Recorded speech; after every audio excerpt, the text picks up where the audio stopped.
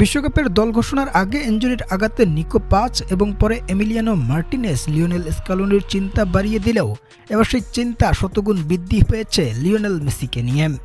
তবে কি 2026 বিশ্বকাপটা আর খেলাই হচ্ছে না এই আর্জেন্টাইন সুপারস্টারের?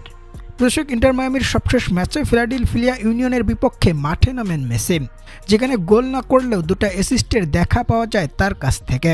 তবে ম্যাচটির প্রথম অর্ধে তাকে মাঠে দেখা গেলেও দ্বিতীয় অর্ধের পুরোটা সময় খেলতে পারেননি মেসি, যেখানে ম্যাচের 70তম মিনিটে পায়ের অস্বস্তি নিয়ে মাঠ ছাড়েছেন তিনি।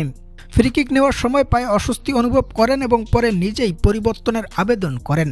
আর মাঠ ছাড়ার সময় বারবার ইনজুরির সেই স্থানকে চেপে ধরতে দেখা যায় তাকে, যেখানে এর আগে বেশ কয়েকবার হ্যামস্ট্রিংয়ের সমস্যায় পড়তে দেখাও গেছে মেসিকে। তাই নিঃসন্দেহে এই চোট চিন্তা বাড়িয়ে দিয়েছে লিওনেল স্কালোনির। যদিও এখনও মেডিকেল কোনো রিপোর্ট পাওয়া যায়নি মেসির আসলে কতটা গুরুতর এই চোট এবং বিশ্বকাপে তিনি খেলতে পারবেন কিনা। তবে গ্রেটেস্ট শো অন আর্থের যখন আর মাত্র বাকি 18 দিন, এরই মাঝে এমন ইনজুরি নিঃসন্দেহে আর্জেন্টাইন শিবিরের জন্য বড় চিন্তার কারণ।